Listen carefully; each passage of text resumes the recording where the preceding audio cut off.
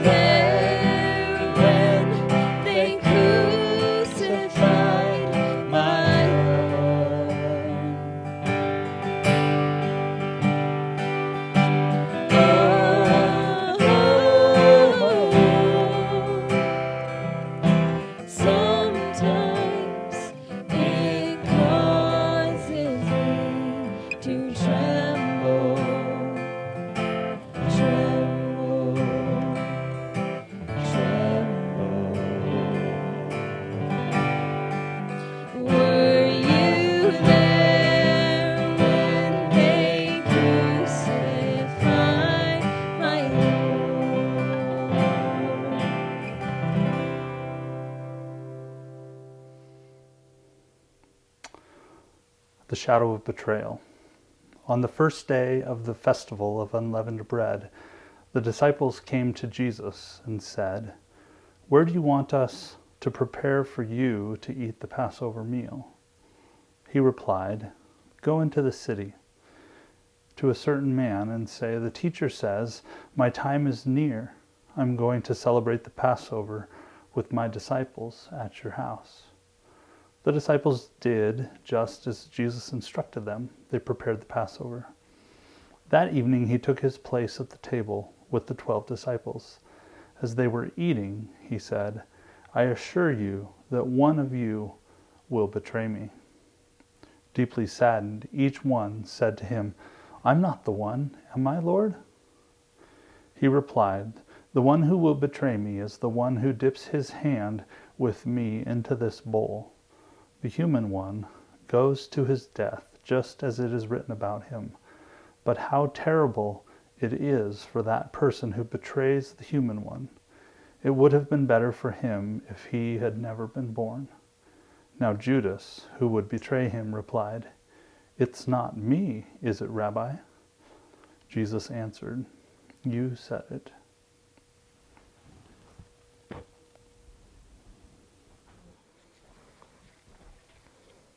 The shadow of inner agony.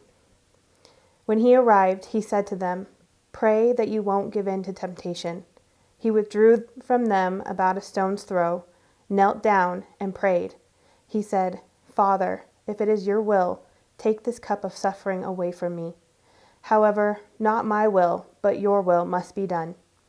Then a heavenly angel appeared to him and strengthened him. He was in anguish and prayed even more earnestly. His sweat became like drops of blood falling on the ground.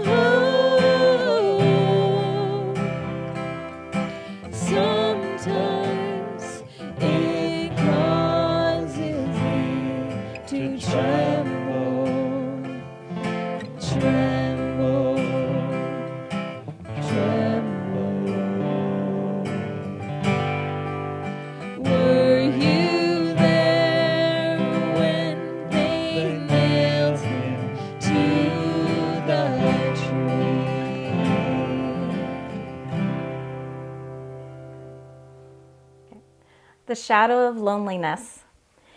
He came back to the disciples and found them sleeping. He said to Peter, "Couldn't you stay alert 1 more hour with me?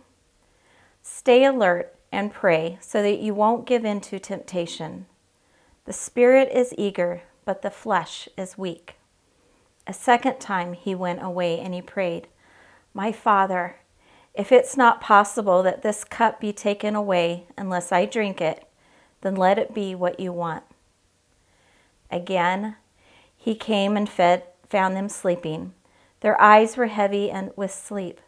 But he left them and again went and prayed the same words for the third time.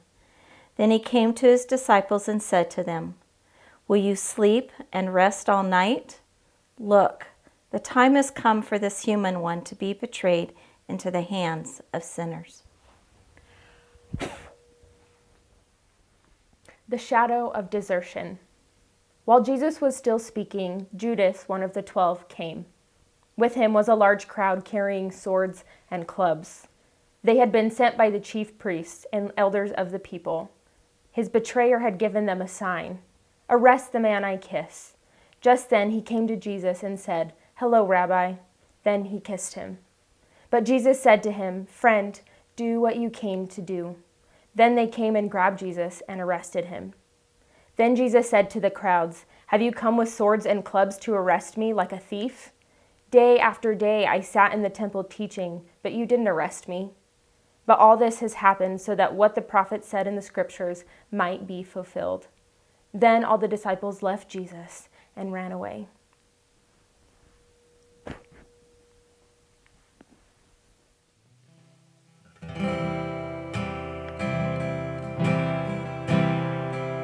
Were you there when they laid him in the tomb?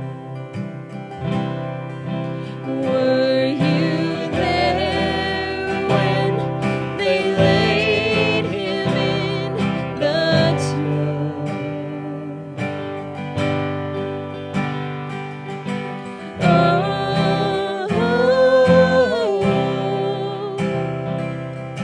Sometimes it causes me to tremble, tremble, tremble. Were you there when they laid him in the tomb?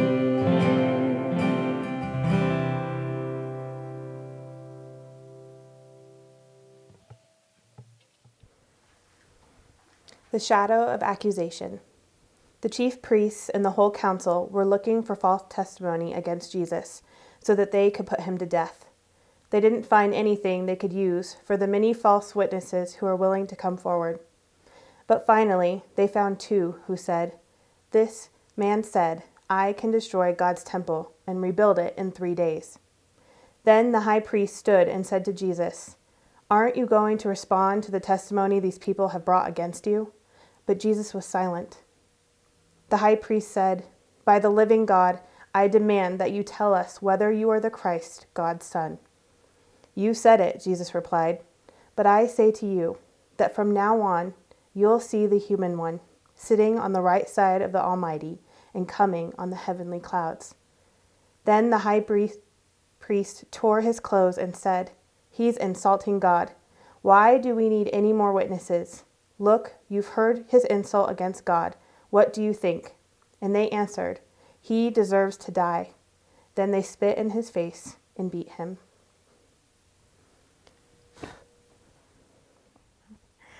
The shadow of mockery. During the festival, Pilate released one prisoner to them, whomever they requested. A man named Barabbas was locked up with the rebels who had committed murder during an uprising. The crowd pushed forward and asked Pilate to release someone, as he regularly did. Pilate answered them, "Do you want me to release to you the King of the Jews?" He knew that the chief priest had handed him over because of jealousy, but the chief priest stirred up the crowd to have him release Barabbas to them instead. Pilate replied, "Then what do you want me to do with the one you call King of the Jews?" They shouted back, "Crucify him!" Pilate said to them, "Why? What wrong has he done?" They shouted even louder, "Crucify him!"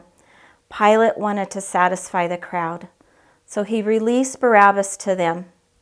He had Jesus whipped, then handed him over to be crucified. The soldiers led Jesus away into the courtyard of the palace, known as the governor's headquarters, and they called together this whole company of soldiers. They dressed him up in a purple robe and twisted together a crown of thorns and put it on him. They saluted him, "Hey, King of the Jews." Again and again, they struck his head with a stick. They spit on him and knelt before him to honor him. When they finished mocking him, they stripped him of the purple robe and put his own clothes back on him. Then they led him out to crucify him.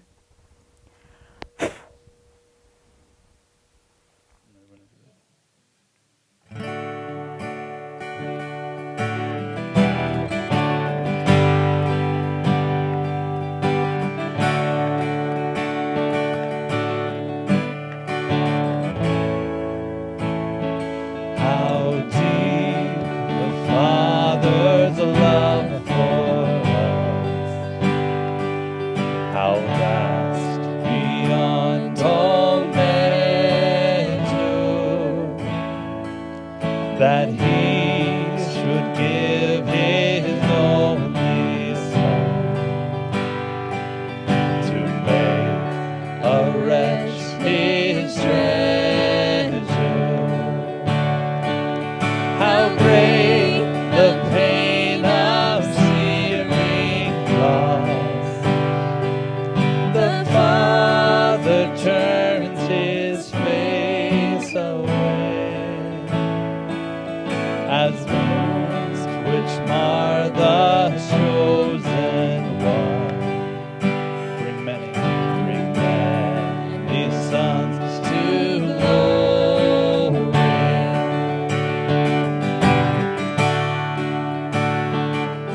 Behold the man upon the cross, my sin upon His shoulders. Ashamed, I hear my mocking voice call out among the scoffers.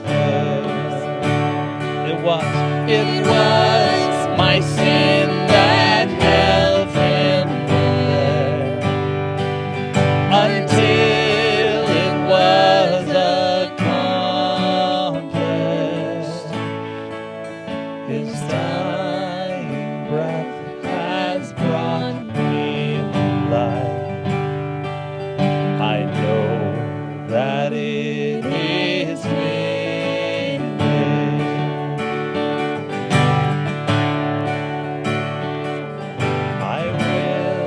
Not boast in anything,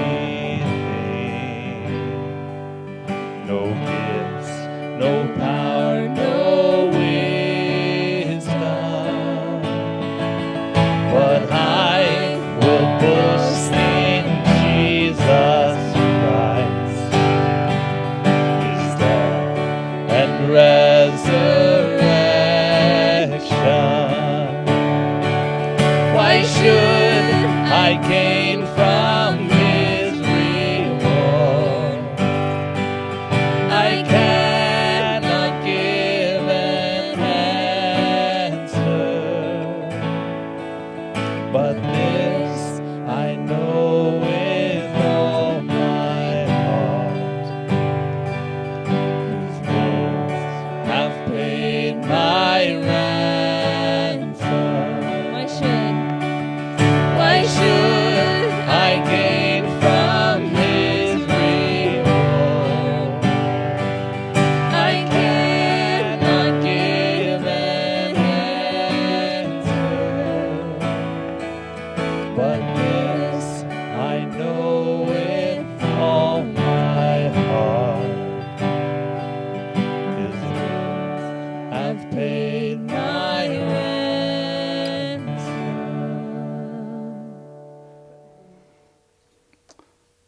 the shadow of death. When they arrived at the place called the Skull, they crucified him, along with the criminals, one on his right and the other on his left. Jesus said, "Father, forgive them, for they don't know what they're doing." They drew lots as a way of dividing up his clothing. The people were standing around watching, but the leaders sneered at him, saying, "He saved others. Let him save himself if he really is the Christ sent from God, the chosen one." The soldiers also mocked him. They came up to him, offering him sour wine and saying, "If you really are the King of the Jews, save yourself." Above his head was a notice of the formal charge against him. It read, "This is the King of the Jews." One of the criminals hanging next to Jesus insulted him, "Aren't you the Christ? Save yourself and us." Responding, the other criminal spoke harshly to him. "Don't you fear God, seeing that you've also been sentenced to die? We are rightly condemned, for we are receiving the appropriate sentence for what we did. But this man has done nothing wrong." Then he said, "Jesus, remember me when you come into your kingdom." Jesus replied, "I assure you that today you will be with me in paradise."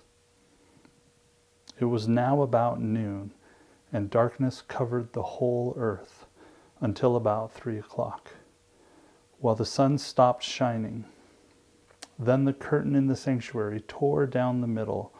Crying out in a loud voice, Jesus said, "Father, into your hands I entrust my life." After he said this, he breathed for the last time.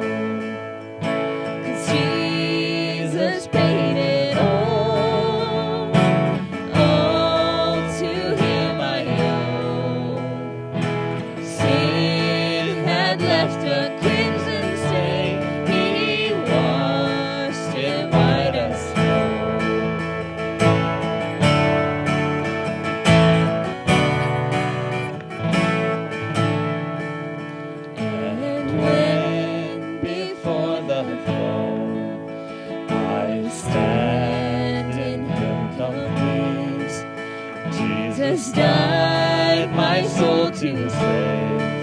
My lips shall still remain. Jesus paid it all. 'Cause Jesus paid it all. All to him I owe. Sin had left a crimson stain. He washed it white as snow.